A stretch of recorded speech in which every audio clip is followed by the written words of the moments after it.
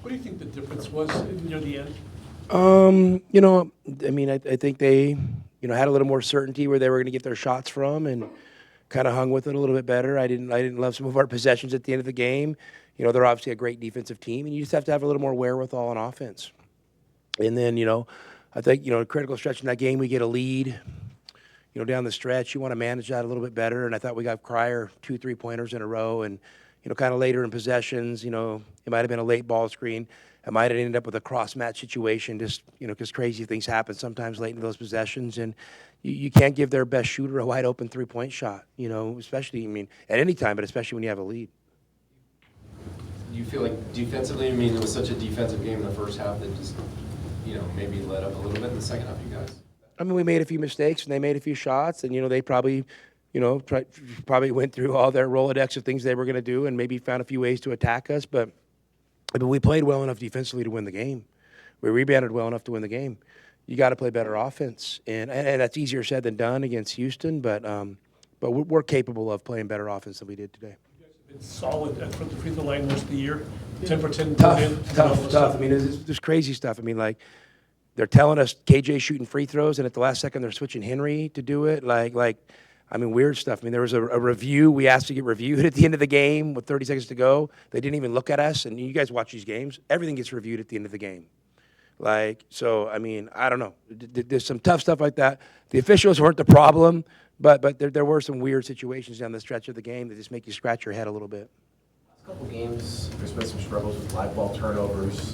What do you think is causing that? You're playing against some dudes, good players. They're active. They have good hands. And, Houston's the best team in the country at turning teams over and creating a turnover margin. So, I think you got to give your opponent a lot of credit on that stuff. And listen, we could play with better habits and better fundamentals. I think Caleb had a bunch of passes tipped today. He's got to be better than that. He's got to be better in that situation. I don't care what he shoots. He should never get a pass tipped. And he's got to be better than that in those situations. It was kind of a difficult game for him today. What did they do to limit him? I don't know if they did anything in particular. I just felt like Henry kind of gave us some options out there and was looking pretty good. And we had a lead. That one group was good, and so we kind of rolled with it a little bit. I don't think it was, maybe Tobey didn't get enough opportunities today, but he was fine out there, and I thought Henry had some stretches where he looked okay as well.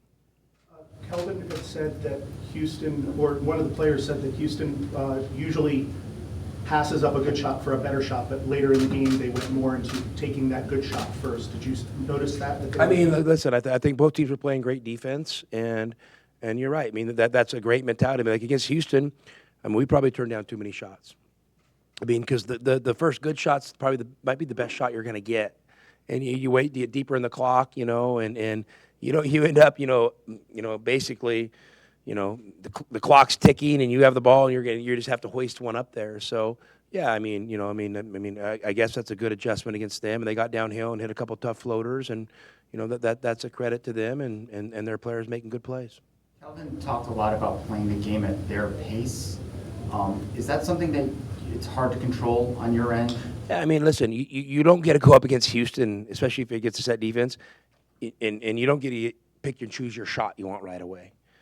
So what happens is they're so good defensively, the possessions are longer. That's what shortens the game. And then they might walk the ball up the floor here and there. We got in transition plenty in the second half, and we got a lead getting in transition. So, sometimes it's the ebb and the flow of the game. And, obviously we want to get in transition when we can because we think that's against Houston. It's a lot easier to score 3-on-2 than 5-on-5. I don't think it's like anything earth-shattering, So, yeah, that's how they always play. That's how we always play. It was a collision of styles. It was a even game, for the most part till the end. They kind of got that 5-point lead, and we tried to rally back. And I'm still disappointed. We have a 7-point lead, and I thought Henry made a great play on the ball, knocked the ball loose. We pick it up in transition, and they called a foul. You know what I mean? Those games change in those plays. I thought KJ had a ball inside right in front of our bench. He got fouled. And literally right in front of us. And, those are tough. Those are tough plays against Houston. When you have your margin for error is so small, those things add up. The three-pointers haven't been falling for a good portion of the season. How do you approach that as a coach? You say, look, keep shooting, they'll go in, or Shoot good shots. Shoot good shots. You got to shoot good shots. You know, I mean, that's it. We got to shoot good shots, and you know, you got to live with the make or miss. And obviously, guys, it's no secret. I'm not telling anything crazy. We're not the best three-point shooting team you've ever seen. This is not the 2017 Golden State Warriors. We're a gritty team, and it's a little bit ugly sometimes, but that's just how we ended up being built, and we're okay with it. We've won a lot of games doing that. So, I thought we had some good looks at three. It would have been nice if a few extra ones would have went down. Obviously, the last couple of games would have made a huge difference, but they're not. But we're still in the game, giving ourselves a chance to win. And at the end of the day, in the Big 12, that matters. I'm not a guy that's going to sit here and say, we've got to make 10 threes to win the game. No. We just got to score more points than the other team. And we had an opportunity to do that today, and we didn't. And Houston gets credit, and hopefully we can learn from it. Although it wasn't the result that you guys wanted, Carter down the stretch made a couple big buckets to keep you in the game, just his development throughout the season. Carter's obviously gotten a lot better. Carter's doing a great job. He's right where he should be for a talented freshman. And I told him you're getting put past the point of freshman, with the experience you have now. So let's step up in these games and make fewer mistakes and see if you can just have a little bit more solid contributions. But he's definitely trending in the right direction.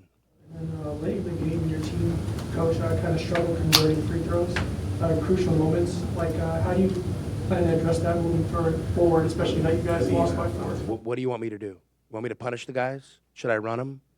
The guys want to make them. We're a good free throw shooting team. They didn't. And what I was disappointed in is they have a foul, and KJ, what's KJ shooting? 85? He's 85% free throw shooter, going to the line for a one-on-one. They say 5 is shooting. 5 is shooting, 5 is shooting. He got undercut on the play. Another ref goes and reviews it, and they put Henry up there.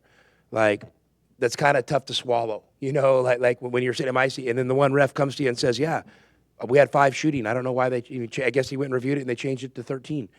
Those are tough plays when you're sitting in my seat to have to swallow. They usually run teams down at the end. Do you think that happened to you? For sure. We're playing guys a lot of minutes. We could have got worn down a little bit, and they could have been worn down a little bit. You know what I mean? Those are hard-fought games. Those are battles. It's a battle. It's a war. Whatever analogy you want to use, it is. And we're at where we're at. And we're putting players out there that we think give us the best chance to be successful, to win the game in that moment. And, maybe they're a little bit tired, but I know this. If you want something bad enough, there's always something left in the tank. I know that. Season, when you played Houston, they were physically and defensively a little bit more just dominant than the program at the time. Now, where you guys are at, do you feel better in terms of closing that gap and possibly? Listen, hey. Obviously, Houston's a great litmus test to see where we're at. And guys, I don't sit here every day saying all I think about is we got to be better than Houston.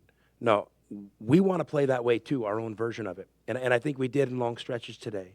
Okay, we just gotta figure out a way to play a little bit better offensively against a great defensive team. And I know I'm not the only head coach that's sitting here saying that. So they get a ton of credit. How long's Kelvin been there now? Okay. You know what? You know how long it took him to establish that? It takes a while. The stuff just doesn't happen overnight. You're building a culture. In this day and age, you know how hard it is to build a culture, to build a style of play when there's so many changes going on? So we're right. Arizona basketball is right where it should be. We're knocking on the door. We're not there yet, but we're going to be. We're going to be. We just got to keep plowing ahead. We got to keep plowing ahead. And that's going to be my focus, is just keep plowing ahead. And you know what? Next year, I want to be better than this year. But this year, I think this team's got a lot left in the tank. And I can't wait to see how they show up tomorrow for practice. And I can't wait to see how we go play at Baylor. Because you know what? You guys all think we're going to go get our ass kicked at Baylor. You guys do. You guys think we're going to get our ass kicked at Baylor because we're tired. We've been on a long stretch. We're going to play on the road game. Our heads are going to be down. Let's see what team shows up. We might get our ass kicked Monday. And then we got to keep moving. But we might not. I want to see what we have. I want to see what our guys are made of. I want to see how they respond. Our season's not going to be determined today by what happened, but how we respond might have a lot to do with where we go. And so, win or lose today, we got to move forward. On that short turnaround, is this going to feel like maybe the old Pac-12 2 and 3 with the travel? Yeah, for sure. I mean, yeah. You think we can practice tomorrow? I mean, my guy over here we should be running lines for missing free throws. I got to worry about having a team that has energy Monday night. So we got to figure out how to come, get ourselves organized, figure out our game plan, get on the plane, and go compete on the road in a crazy environment Monday night. Do you figure you'll practice here and then go, or how are you going to? Yeah, for sure. Yeah, for sure. Practice, or do you I mean, feel like- Bruce, I'll text you the script in the morning, and you can see if it's regular or not. I mean, like, What you're saying about wearing them out, you have to be cautious with practice. yeah, I mean, Bruce, we're gonna come and we're gonna put in a game plan. You know, it's crazy this time of year. You don't have to like run up and down to practice. You can actually go on the floor. You can watch film, and you can learn that way. You can walk through stuff. You can do that. So, we have a lot of bullets, that we've shot. So we have a lot of reps, and hopefully we can go figure out how to put in a game plan without wearing our guys out. On the subject of what's left in the tank and so forth, do you think Jaden is feeling cumulative effect of playing a ton of minutes? Maybe. I mean, he hadn't said anything to me. Jaden's a competitor, and we're at where we're at. And we need Jaden to be great. I mean, I know this. Maybe you call him dog days. Maybe call him that. I know JB's going to be right. When this team needs him to be right, and I don't think he's far off right now. Maybe he didn't play good the last couple games. I don't know, but I'm sweating it. He's my guy, and I'm rolling with him. Last question. Got a minute left or so. They're up by 1. JB fouled Arsenault on that. What's your take on that situation? Do you want your guys to play normal defense? Do you have to be a little more What careful? situation was that? 58 seconds left. They were up by 1, and Arsenault was driving, and JB fouled right on the line. Close call, close Top play. five. 50-50, Jaden almost had the jump ball. Yeah, I don't know. I mean, were we at 5 or 16 fouls? Did he shoot free throws? Yeah, I mean, Bruce, I don't exactly remember the play, so I don't want to, I mean, obviously with the bonus, we don't want to foul, but, I think you see in those games, at the end of the game, you can't be afraid to play defense, because I think they're going to err on the side of maybe not calling the foul. So, I mean, we're going to be physical, and we're going to stick our nose in there. All right, thanks, guys. Thanks, Coach.